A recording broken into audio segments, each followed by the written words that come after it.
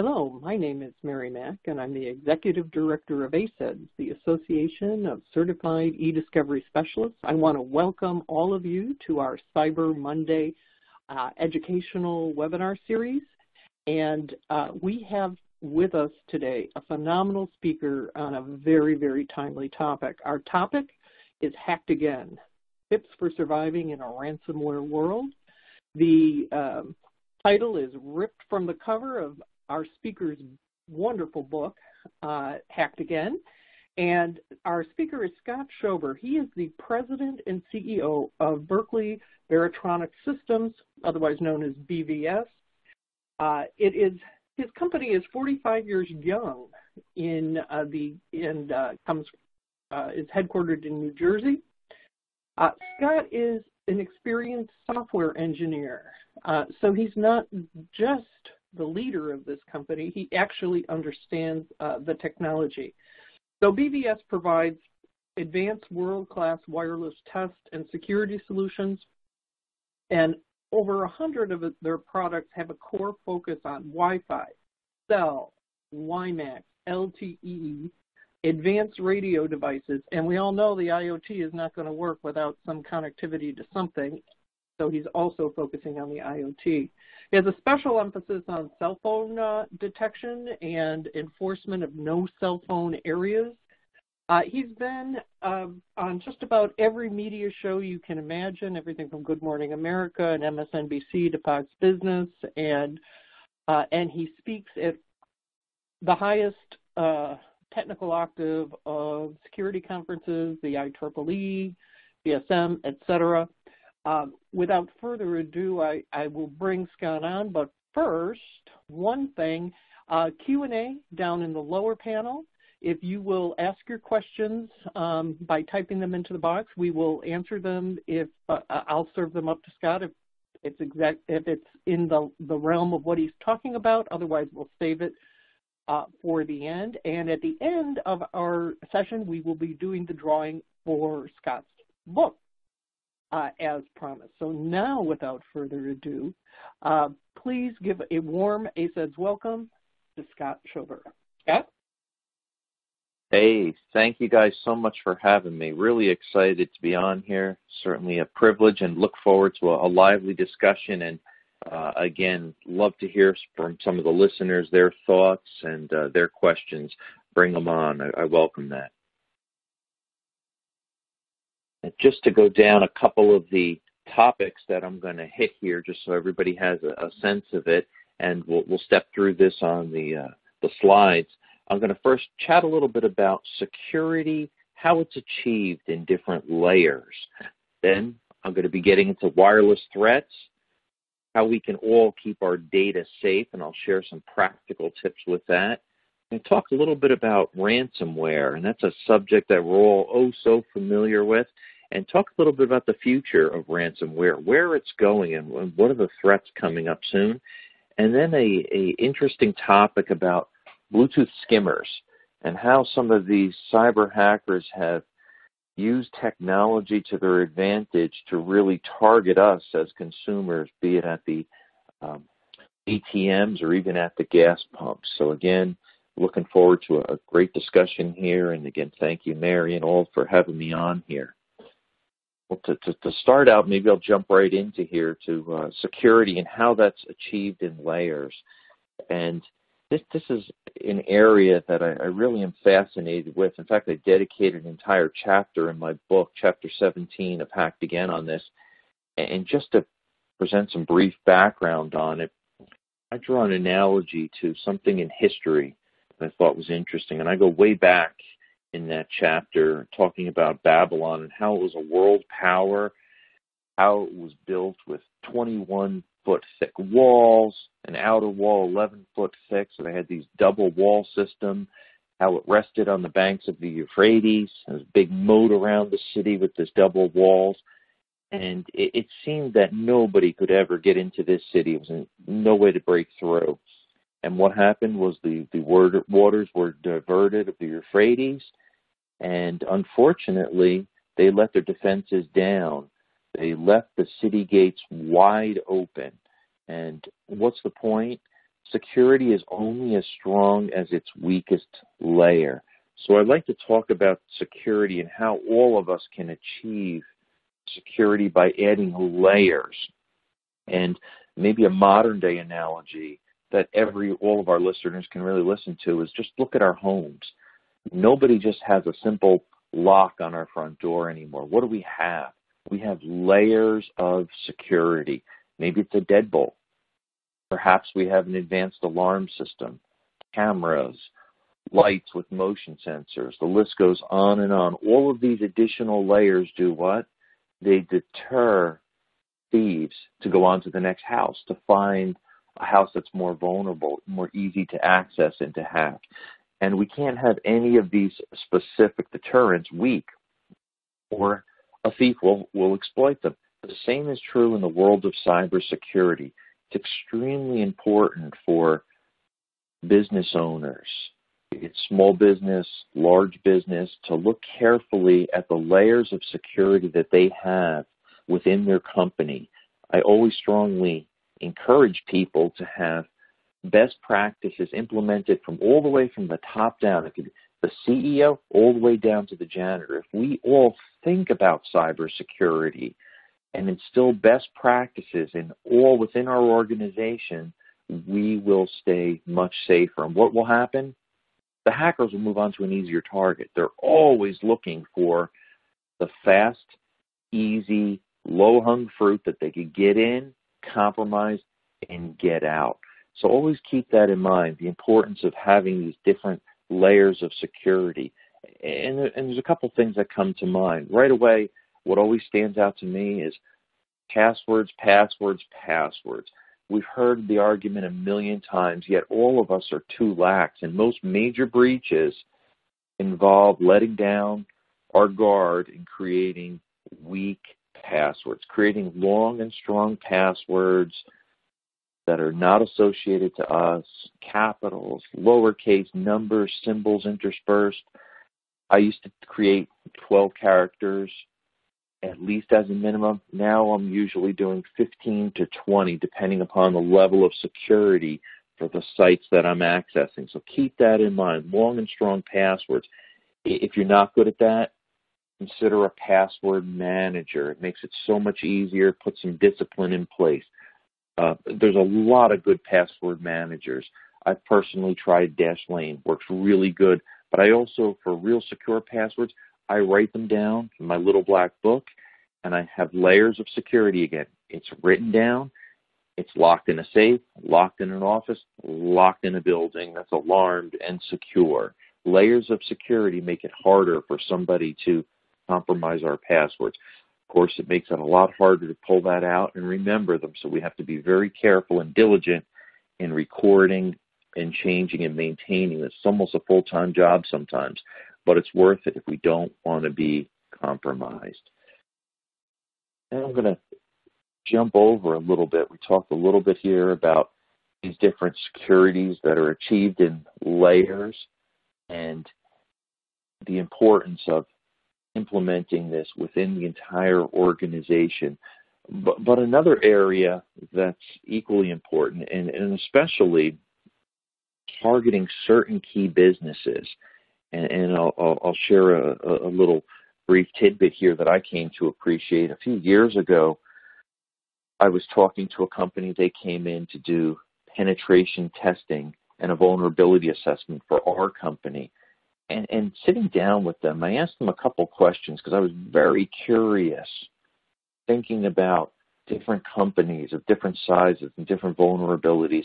And I asked them, what typically are companies that are most targeted, that have valuable personal information that they hold, be it their own intellectual property or their clients' personal information? You know what the number one industry that they identified I thought was interesting? It was law firms. Law firms are often targeted. Why? Because law firms hold a treasure trove of personal information, client financial data. They have personal information that is near and dear to their client's business. So what do they need to do? They need to carefully protect that. And I thought it was interesting. This company that does penetration testing I had them go about and explain some of the specific steps that they go through to get into a company's computer networks. Number one area, wireless. They would target the wireless. Again, it's often the easiest. It's often overlooked. So often law firms, they will try to pull up into the parking lot and they will try to hack into the wireless networks. And they will try several different hacking tools. They'll obtain these on the dark web. They can purchase them at low cost, and hackers can try to then exploit and find the password to get into their wireless access point. The part that I found fascinating, though, if the law firm took some steps and actually secured and put a password in place, which many are doing now because they are savvy and they realize the vulnerabilities, what's step two that these companies that do penetration testing will take? They'll often then try to social engineer their way in. And how do they do this? Simply picking up their mobile phone in the parking lot while they're still sitting there in the car, and they'll call the receptionist and they'll ask and say, hey, I have an important legal document. I have to get to John Smith for a case that he's closing on, has to make arguments on. I just need to send this document over. Can I please have the Wi-Fi password so I can send this to him right away?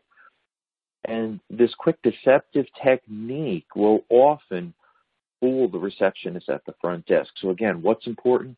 Education at all layers. So all on the staff know never to compromise and give away this password. Because what happens once a hacker, or even in this case a penetration tester, has that password, they could easily get into the wireless network system and computer network for the law firm, and now they'll work laterally. And they can place malware on different computers and collect this information.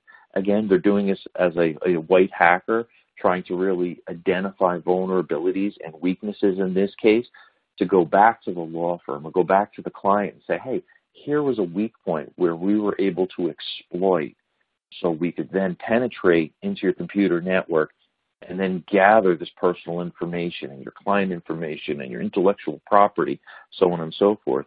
So that way we could move further into the network. So very important, the basics, just to educate all within the company of never compromising that Wi-Fi password. Same is true with many that have remote access into the company. They have to keep strong passwords there. And again, as we talked before about layers of security, implement two-factor or multi-factor authentication. So it gives that additional layer, not just simple login credentials with remote access. Because if we look at most of the breaches, go back to Target and many others, JP Morgan Chase, often those breaches were a direct result of, number one, weak password, as we talked about before, or number two, not having this layers of security, multi-factor or two-factor authentication, an additional layer that would prove you are who you are when you're trying to access that information. That is priceless. And in most cases, these additional layers are provided at no cost to you, whether you're using a Yahoo, a Gmail, or other types of mail services, or logging onto Facebook, whatever the case may be. But especially on a corporate level, they should have these additional layers of authentication to prove you are who you are to access any type of privileged data or sensitive data there. I do also like to share, and this comes in the realm as when we have void policies, bring your own device to work. Often we're a mobile workforce, be it our laptop, our tablet, our mobile device. Oftentimes, as we're traveling, business meetings, events perhaps, we easily want to connect in through that device. But I always tell people, don't use open, free Wi-Fi hotspots at your hotel, at the Starbucks, whatever the case may be. No matter how tempting that might be for you, avoid doing it. Why? Hackers focus in on this area so they could easily fool you and lure you in. They could change the ID of the access point so it looks like you're at the Hilton Hotel and this is provided for free. But oftentimes, again, it's a lure to fool you in, and now they can compromise your personal information. They could easily place malware on your mobile device, such as a keylogger, which will basically record every keystroke that you make on your laptop. So if you're logging into your Bank of America account, or Chase account, whatever the case may be, and you're entering in your login credentials, that keylogger in the background is recording each and every keystroke. And that malware then can later send that out without you even knowing it as a text file, and that can easily be parsed, and they can pull out your login credentials. Now, the hacker will go back and try to compromise all of your accounts, be it on social media, or even more important, if you have banking accounts, if you have stock portfolio and you do trading online, wherever they can exploit that, they will certainly do that. So what can you do?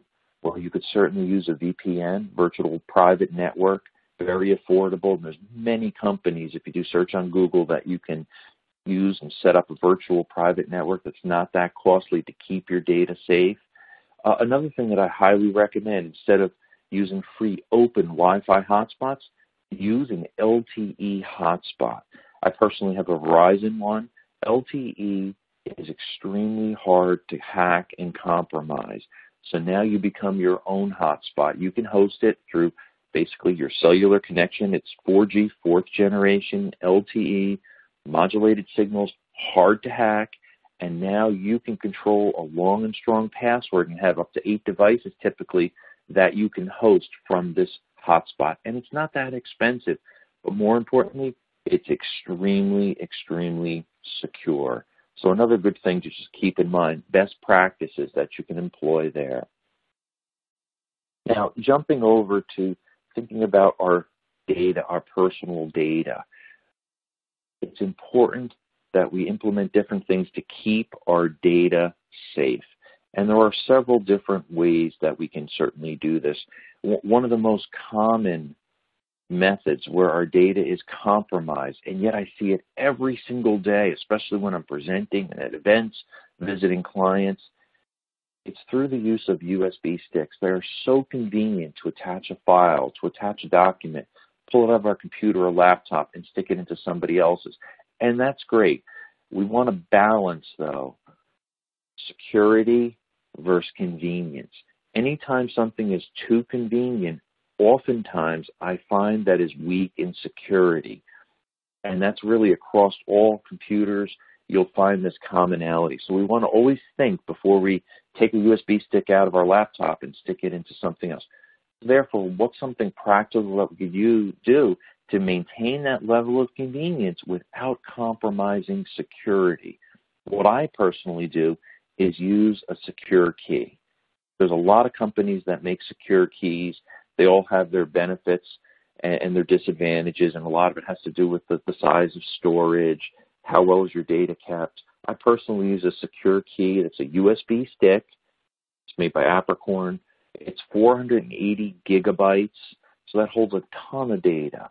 And as well as maybe your personal information, maybe you have songs or movies, whatever. You could literally back up your entire computer with 480 gigabytes on a small USB stick.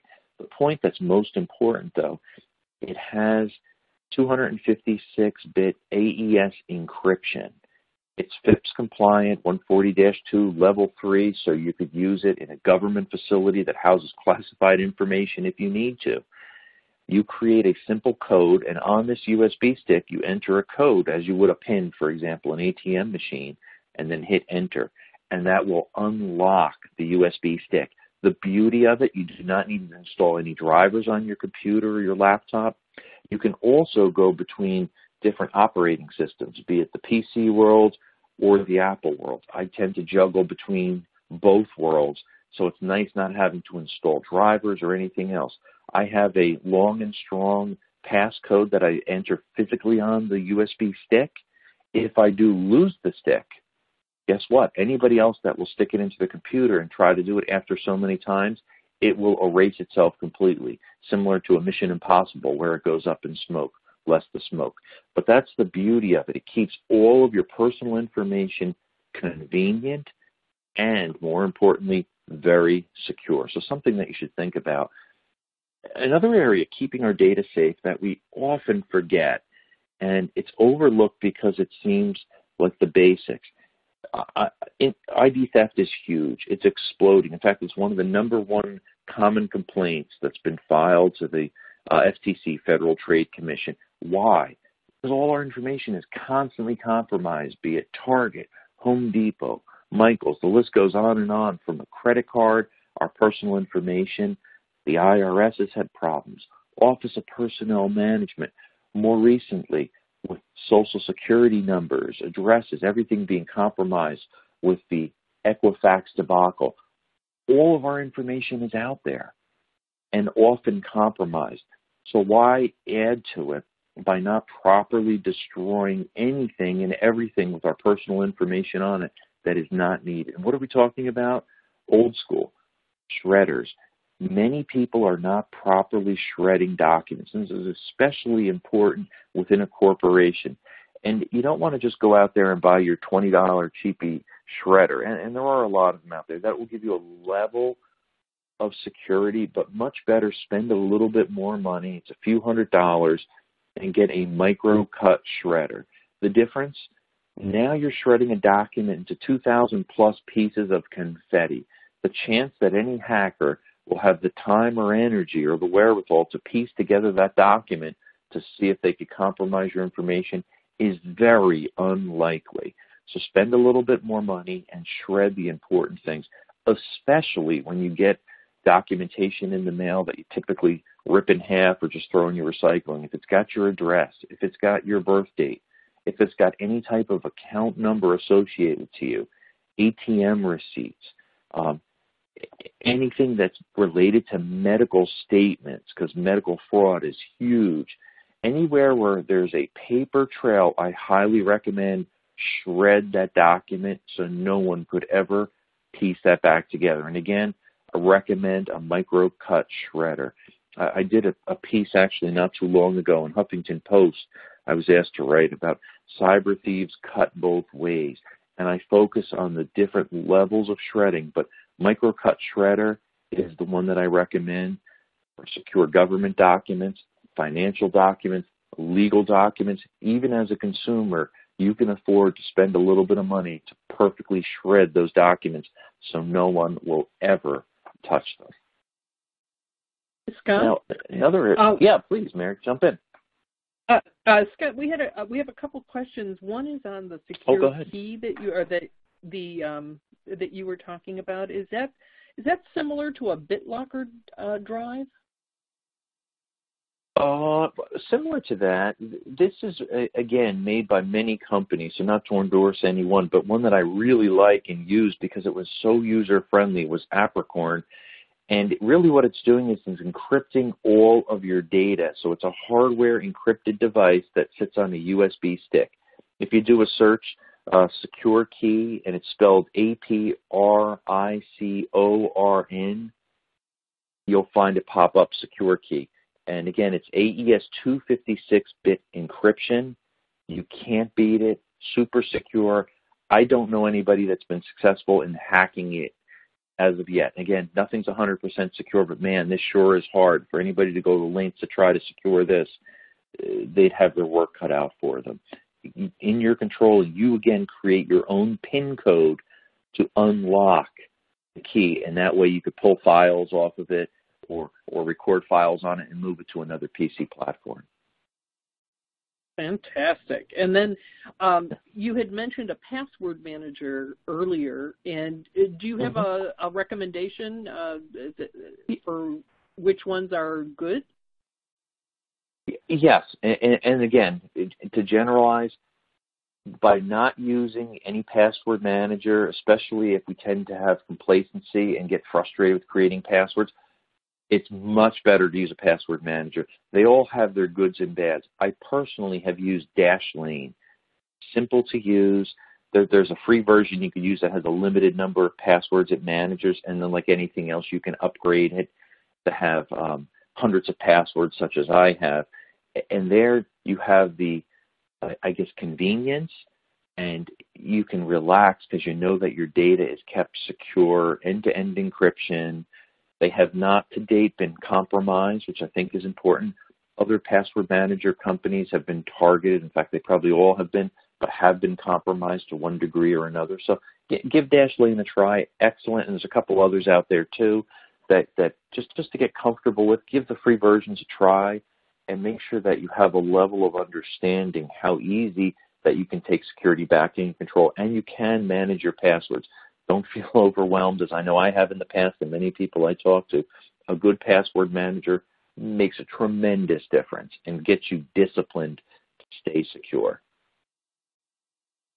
Fantastic. And then you had mentioned the hotspot, using the hotspot instead of open Wi-Fi with the LTE. Is that a separate device, or can you use the little hotspot on your cell phone? No, you're exactly right, Mary. You can use a hotspot on your own cell phone. I should say that some of the newer ones now, you can host it. There are challenges with that because of the data being throttled, your cellular data being throttled. So you don't want to use too much of it or you're going to go over that. But if you can keep it in control, you could certainly use your own hotspot, especially if it's a newer generation smartphone and it's 4G LTE, which most of them are. That's a great way to do it. But it's a separate piece of hardware, what I was talking about. You can go into Best Buy or any of the phone stores, actually, and you could pick up an actual hotspot. And it's not that much money. Mine's typically about $40 a month. I travel a lot. I depend upon good, secure Wi-Fi access that's high speed, and that's worked wonders. So when I'm at an airport and I have downtime, I don't have to rely on any of the free Wi-Fi that's there, or even a paid service. I'll find that I'll spend a lot more money if I'll go to a Boingo or something else just because of the sheer amount of data that I'm using. In this case, if you're going to use it a few times a month, you can get a dedicated 4G LTE hotspot, secure, easy to use, create a long and strong password, and it allows me to connect multiple devices so I can hop between my tablet, my laptop, and my phone, all within the area that I'm working, which is great. Well, that's fantastic. And one more question before I let you go and continue, is there a way we can see someone hacking us using a wireless device? A little bit tricky. What I have noticed and observed and have tested myself, talking a little bit about keyloggers, because that's such an advanced method where they could now place through malware, and usually, again, you get a keylogger onto your mobile phone, because there are mobile keyloggers, or a keylogger on your laptop. You'll start to notice funny behavior as you're typing, and oftentimes it'll be a little bit slower or a couple characters behind. If you tend to type fast, as I tend to type without looking now, just using computers for years, and you see if there's a latency or delay in there, be suspicious that there could be a keylogger that's been downloaded in the background on your computer or on your mobile device, because you'll see that latency there. How do you get keyloggers? Oftentimes it's the familiar thing that we all hate, these stupid phishing attacks where there's a pop-up, there's an attachment, and we're so tempted to, that looks convincing, let me tap on here, and then it downloads in the background. And those can be devastating when a keylogger's there. Now, there are things that you can do to combat keyloggers. You can run a anti-keylogger in the background. In fact, I do that on both my laptop and my mobile device. And that's very effective. And really what that's doing is it's encrypting every keystroke that you make. So if I'm logging onto my bank account through my laptop, as I'm entering my login credentials, I'm entering in my information for two-factor authentication and my password, so on and so forth, or security challenge question pops up, every single keystroke is encrypted with an anti-keylogger, and that is beautiful. So what does that mean? The hacker will then get gibberish at his end when he tries to actually parse and look at that information to compromise your information. It's all garbage, and that's the nice part about it. You don't have to worry once you use an anti-keylogger. And again, many companies offer this. One that I've personally used is a company called Strikeforce right here in central New Jersey, and they have a product that works for your laptop and a separate product that works for your mobile device. And it's low cost. It's under $20 to buy the application, one-time fee. If it's a corporation and you want to put it on multiple laptops, there are licenses for multiple seats there, so it's not that expensive. And once you set it up, you don't really have to do anything. It's running in the background. It's transparent to the user. It doesn't slow you down when you're typing or you're entering things on your phone. So consider that an anti-keylogger. You can do a quick search, or you can certainly try Strikes Forces. They have a free trial as well that works really good. And again, the key that you want to look for, Mary, is your PC running a little bit slow? Does it seem funny when you're navigating and typing things, that there's some latency there? High probability it's just keylogger if that happens. And thanks, Scott, because immediately we were asked what you would recommend there. I've not heard of the keyloggers, so or the anti-keyloggers, I should say. Does this work even if you have a malware keylogger installed on your system? Yeah, this is a type of malware keylogger. A keylogger is what the bad guys will put on, so you want to get an anti-keylogger really to counter that threat. So what it's doing there is looking in the background so it can capture it, and what it's really doing is actually every single keystroke, and that's really the key there. It's kind of encrypting it to make the message, no matter what you type, this is my banking information, it's gobbledygook. It's encrypted, so there's no way that they could compromise it. Yeah, that's fantastic. Fantastic. Yeah. All easy, right. Well, affordable, and effective. Yeah, sure. Maybe jump into another area that often comes up is talking about ransomware. And to me, ransomware is kind of fascinating. And I'm sure listeners by now, we're all familiar with ransomware. There's been so many ransomware attacks that we've heard about, and we understand it much better now. And what we realize that these hackers will simply do is often launch campaigns through spam, which is extremely effective.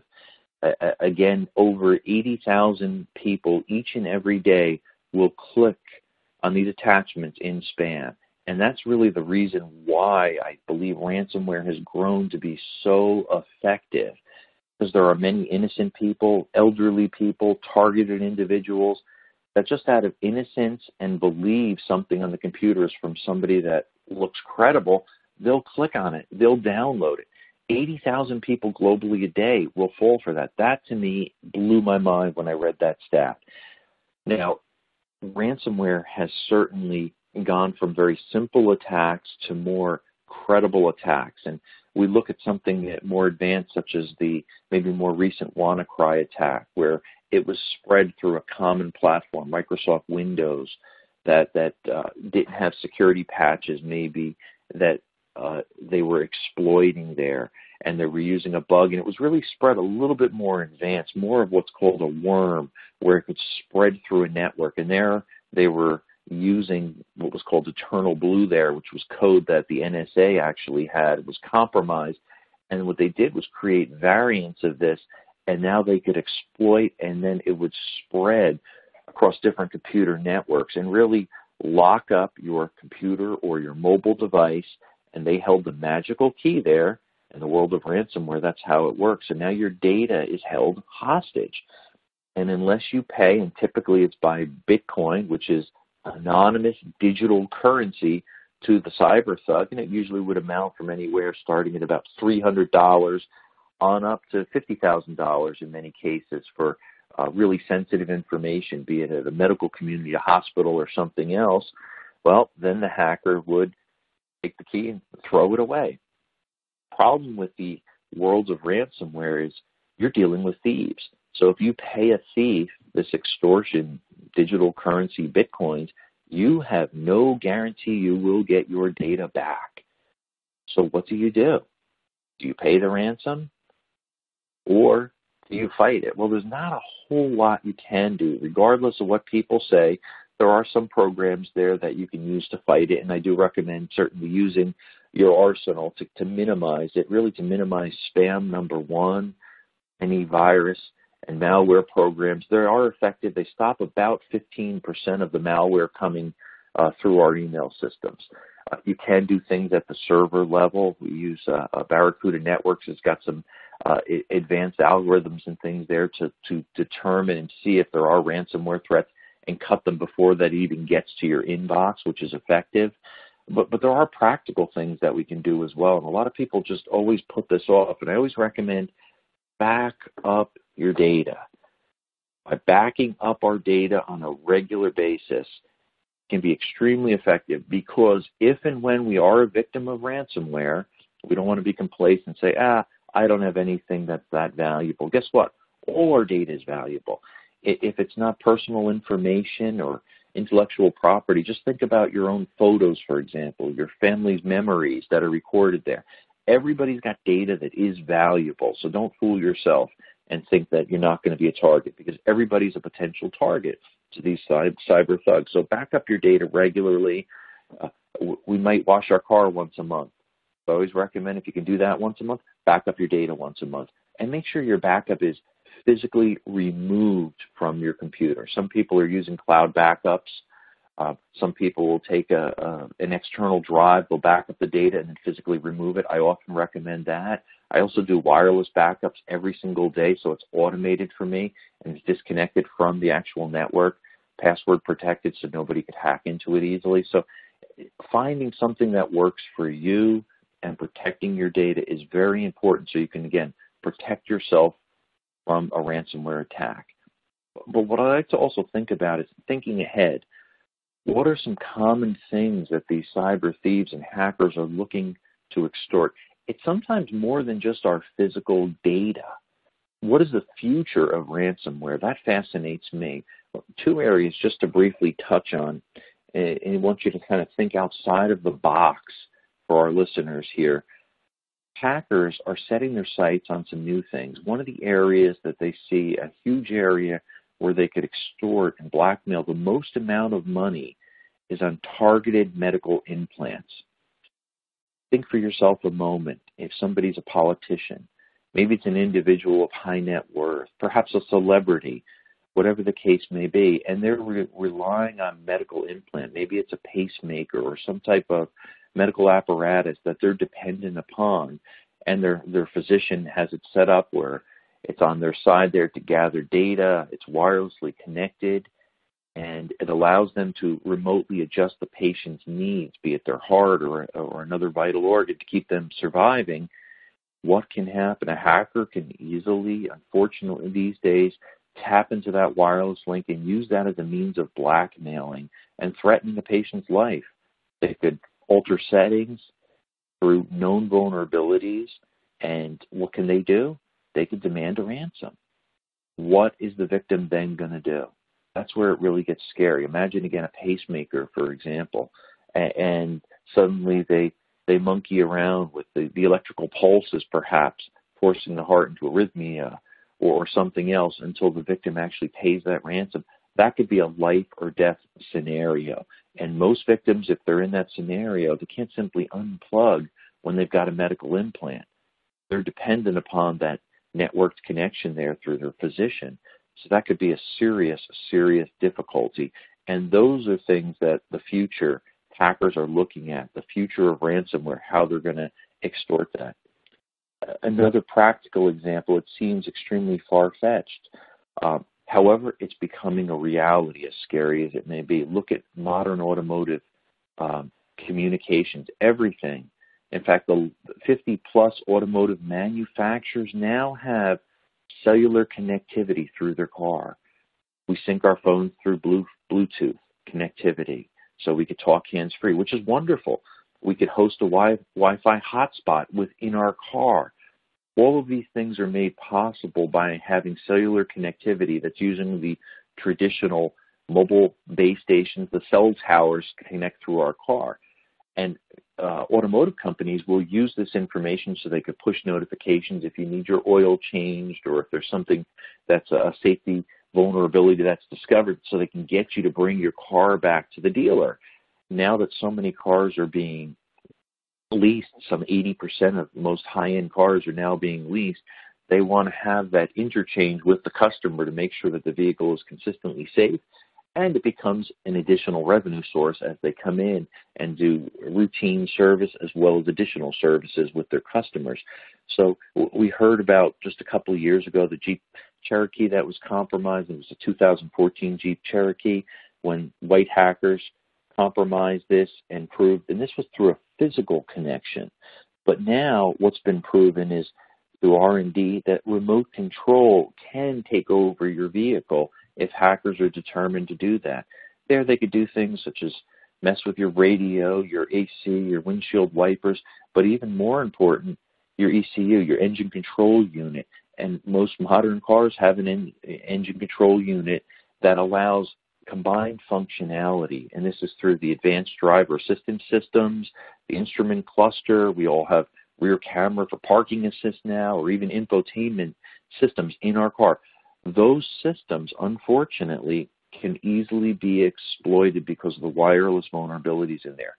Auto manufacturers are scrambling to update and patch the software as these vulnerabilities are discovered, but many new vulnerabilities are discovered each and every day. So we want to be careful when we have remote access through maybe our mobile device to start and stop our vehicle or control different things, and talk to your car manufacturer before you sign on the dotted line and ask them what provisions are put in place there. Is the data encrypted? What's preventing unauthorized access, be it through a automotive technician or even a hacker, so you at least can make a sound decision before spending your hard-earned dollars and now getting yourself into a situation where perhaps your vehicle could be compromised. That's what I see the future of ransomware being, where it could be very focused, targeted attacks, exploiting wireless vulnerabilities, because all of us are so interconnected through the world of IoT, the Internet of Things. We all want to be tied into the Internet, be it through our vehicles, our smart homes, our mobile devices. Everything and anything is being connected via wireless. So we want to be very careful and think before we simply plug into the Internet or connect via wireless so we're not compromised. I don't know if there was any questions on that section there, Mary. On the wireless in terms of cars and medical devices, yes. Is there anything that you're aware of, similar to like a tripwire or something, where the car or the medical device, basically hashes their files so that there's an alert if something occurs and makes it go awry? Are you aware of any standards? There are pushing some standards through the automobile industry, which is great. They're still not there, I think, 100%. But the nice part now, it's part of the conversation. And again, I try to do that too, identify some of these vulnerabilities, some of the actual hacks that are usually done more on an R&D level to raise the conversation so people can ask further questions, and it will force more of a standardization for proper testing and testing for vulnerabilities. I think that's very important. I don't think we're there yet because I haven't seen.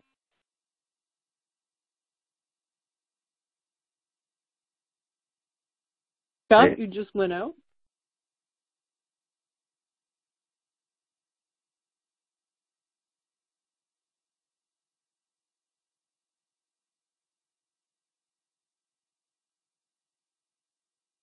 Not sure if you guys can still hear me or not. Yeah, please stand by for a quick second. Scott, I think you... Okay. I just heard you. All right. Yeah, I still hear you fine. I think you just dropped. They're targeting us. Okay, you can hear me loud and clear? Excellent. We can hear you now. Yep. Beautiful. Yep, Another area, too, to jump into, and I switched the slides up there, I think is a fascinating area. Again, it affects each and every one of us, is skimmers. Skimmers have been around for a while, where they're often used to compromise our credit card information. It could be done in a point-of-sale terminal, but what's really been targeted lately, the past few years, have been ATM, the money machines where we get money from the bank, which is extremely convenient, again, but we have to question how secure are they, and even more so lately, the threat throughout the United States at gas pumps. Now, there's a couple reasons why they are so targeted. Obviously, ATM machines, if somebody can compromise your credit card or debit card, they have easy access to pretend they're you to pretend they are you and compromise your money, especially if they get the PIN in the case of a debit card. Or at the gas pump, they can compromise your credit card information and create their own phony cards, burn their own cards, and now they can go buy gas or anything on the internet that a credit card normally would, and it's extremely hard to catch someone. Let's focus just for maybe a moment on gas pumps, because all of us have cars. We all fill up unless we happen to have an electronic vehicle that is off electricity only, which is not a whole lot of us yet. Real vulnerability at the gas pumps is there are universal locks and keys through all the gas pumps through the United States. There's basically 6 keys that can open up any gas pump. That, to me, is a huge problem. You'd naturally think, well, why don't they just change the locks? Well, there's 250,000 gas stations. Most of them have 6 to 10 gas pumps. It's a tremendous amount of money that would have to be spent on physical security there. The other challenge that happens at gas pumps is they still use old school traditional mag stripe data on our credit cards. When we stick our credit card in there, it's the mag stripe that it's pulled off. There are not chip and pin where it's more secure, encrypted, microprocessor on our credit card. We see that little shiny symbol there on our credit card. That's not being used at gas pumps. It's old school old school mag stripe instead of chip and pin.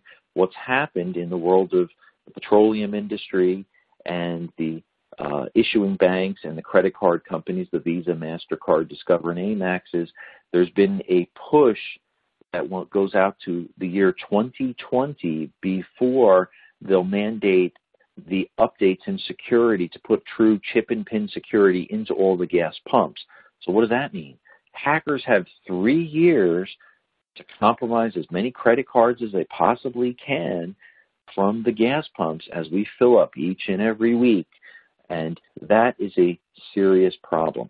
You might wonder, how do they get these skimmers into the gas pumps? Well, the modern skimmers now have adapted, and they take this little circuit that can be purchased on the internet for under $100, and they couple that to a Bluetooth module. And they run a little cable to it, and you could probably see it there in the picture in the bottom left. That's an actual Bluetooth skimmer in a gas pump. And they plug that into the point of sale, the terminal spot there where your credit card goes in. So when your card slots in,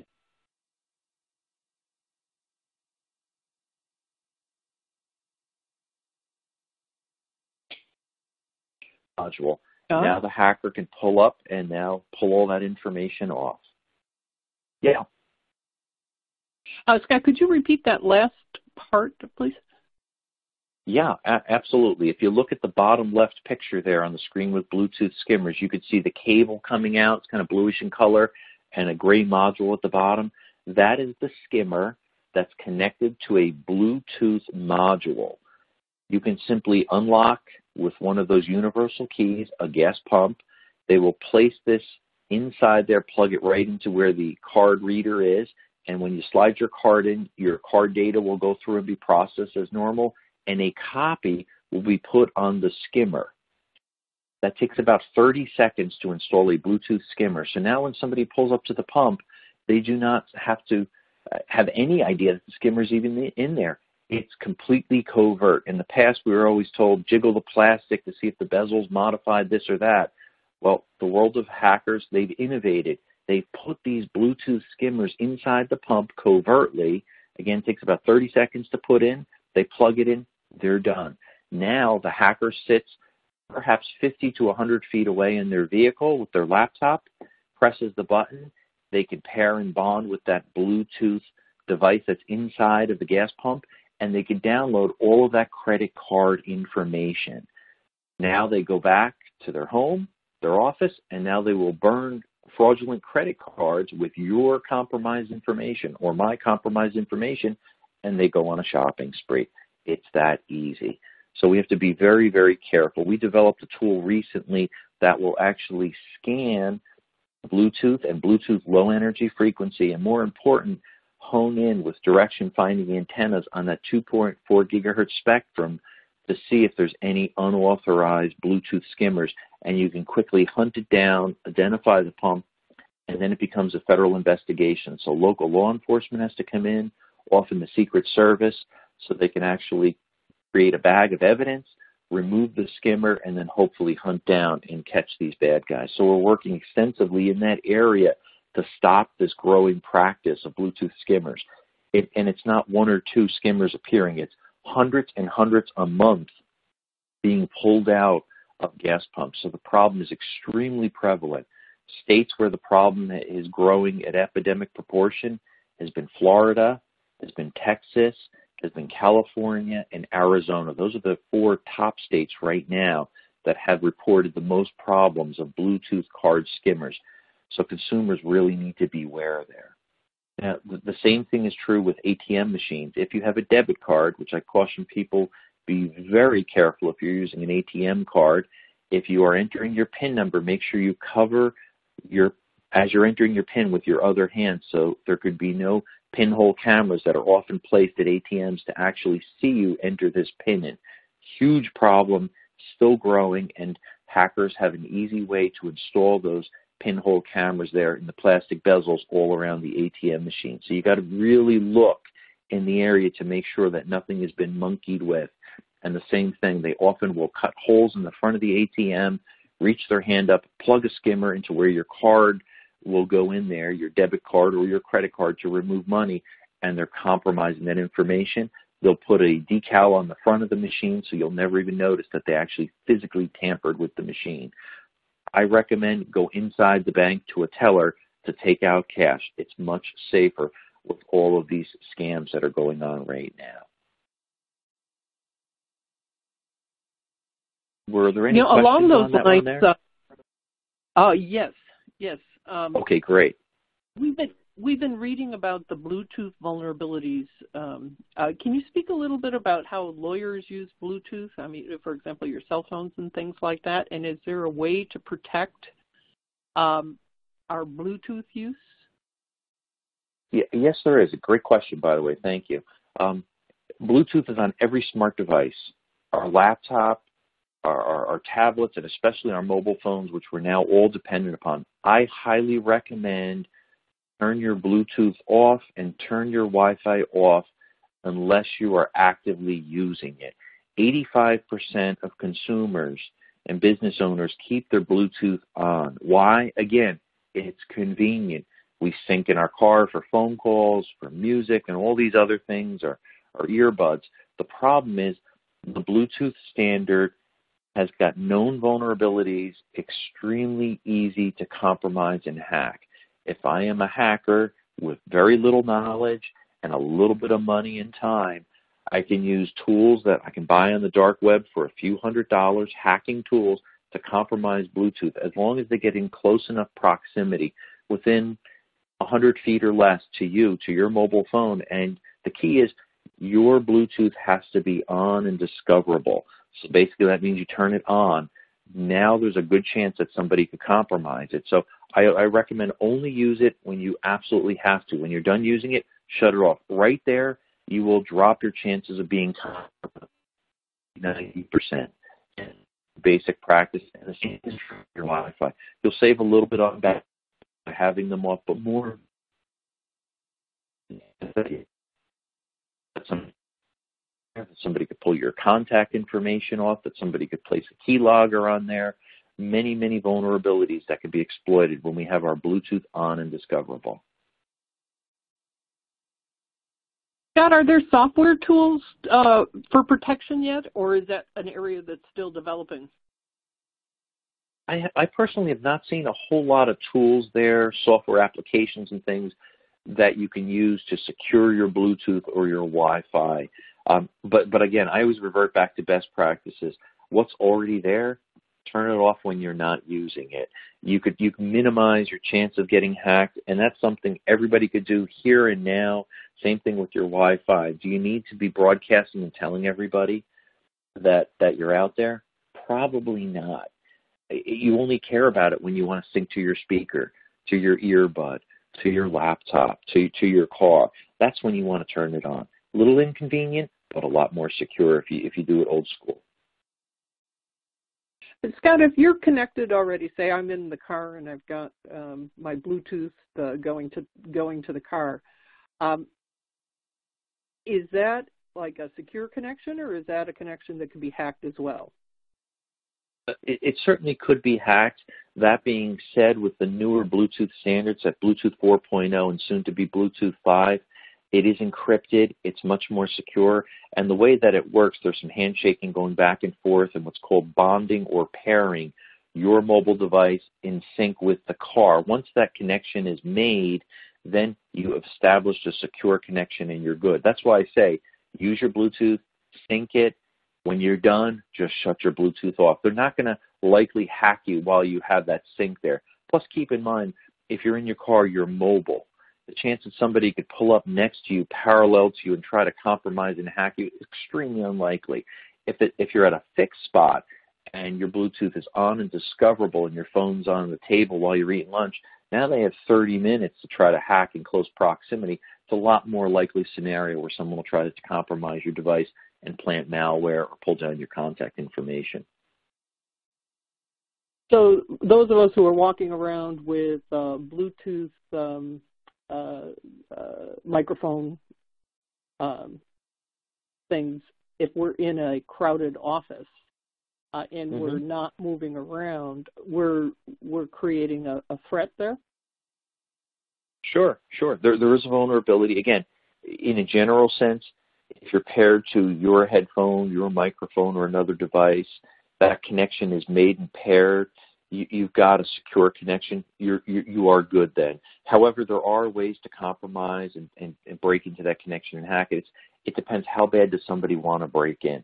So again, my advice is always minimize the chance. When you're not actively using it, just shut it off. That's the safest, best practices. And I highly doubt that you'll be compromised. If somebody wants to get you bad enough and they're going to try to exploit you via Bluetooth, Wi-Fi, they're going to take every path that they possibly can. And eventually you can be compromised. But overall, I don't want to say that Bluetooth is not secure. Never use it. Use it in a controlled environment where you control the access of it and minimize the control of anyone else hacking onto it. Very good. Now, we have another question about anti-keyloggers, password generators, mobile VPNs. Are you having success having these separate tools work together? Yeah. The integration of them? Sure, you can. And again, too much does give you too much complexity. So I always take line of defense number one with anything. Use best practices. When it's passwords, long and strong passwords. But when it becomes the point where you're trying to remember 10 or 20 plus passwords and keeping them long and strong, you got to go old school and record them, or use a good, effective password manager. And a lot of the password managers do have an additional layer where they'll built in and they'll be able to generate a password for you automatically that is long and strong, that stays encrypted, that can be stored, that you can easily recall. So balancing that out, you got to really look at a case-by-case information. Oftentimes somebody that I'm talking to, maybe if it's somebody a little bit older, they like to do things old school, they may write the password down. They may also use a device that I've used. It's actually pretty effective if you have a very small amount of passwords or a couple key ones, password fast. It's old school. It looks like a calculator. You manually enter in the password. It stores it on the device. It does not connect into a computer and does not work wirelessly. It's simply you enter a master password, and now it pulls up your login credentials, your username, your password, your security challenge questions on a physical hardware device that is encrypted. Does have a 256-bit AES encryption on it, so if somebody tries to hack it, it's going to be really tough to get off. I think the device is about $20. You can buy it on Amazon. Again, that's more of an old school, hard to hack. It's a very disciplined method and great if you have a small number of passwords, especially somebody a little bit older maybe that wants to just log onto their basic 5 accounts or 10 accounts. Works great. We have another question about password managers, and that LastPass is great, but they were recently attacked. Would you recommend using more than one and changing them often, or Yeah, I actually like did a video on LastPass, why I personally don't use it, and I'd be happy to throw up the video link there if need be. Again, I don't want to downplay or say any password manager is not good or one is better than the other, but in a general sense, I think they're all good to use, especially if you're not actively using a password manager. Give it a try. Even the free version, that's really important. So you want to balance that out to make sure you're doing best practices, and a password manager, I think, is a great step to force you to start doing it. I wouldn't use 2 or 3 password managers. It starts to get crazy. So focus on one, maybe try 2 or 3, test them out, see what you like, and pick the one that works best for you. Myself personally, Dashlane, awesome, easy to use, user-friendly, is secure, hasn't been compromised yet. But again, that's just something that I personally use. But give them a couple tries. You can go on to a couple of the different online sites and see which ones are rated the best also for your own personal preference. But try 2 or 3 of them until you like them. Some of them I've tried I didn't like. They were a little clunky and kludgy. But again, you'll find the one that works best for you based upon how secure your information has to be, and more importantly, how many passwords you're trying to manage. That's a big part of it, which is the most user-friendly. Well, that's fantastic, and we are up at the top of the hour. I almost lost track of time here, Scott. This is fascinating, and you've given us some great actionable tips, and very, very thankful for that. We do have a couple more questions that we'll make sure that you get so that you can answer folks. Your contact Absolutely. Information is up on the screen, is it not? Is that? Yes, it is. Yeah, the last slide there. Feel free to visit my website there, scottschober.com. You could also feel free to tweet me, ScottBVS, if you have any further questions, or you guys can certainly forward the questions, and I'd love to respond as best I can there and try to help people to stay safe. Well, it's just a wonderful webinar, and Scott, thank you so much for allowing us to draw some names for your books. I think we'll do that, letting people know that we're at the top of the hour. If you have to jump. But those who have attended will be drawing your names from the cohort that we had today. And I want to thank everybody for attending, and especially you, Scott, for the wonderful information. Well, thank you. It's my privilege to be on, and I just encourage all listeners to stay safe.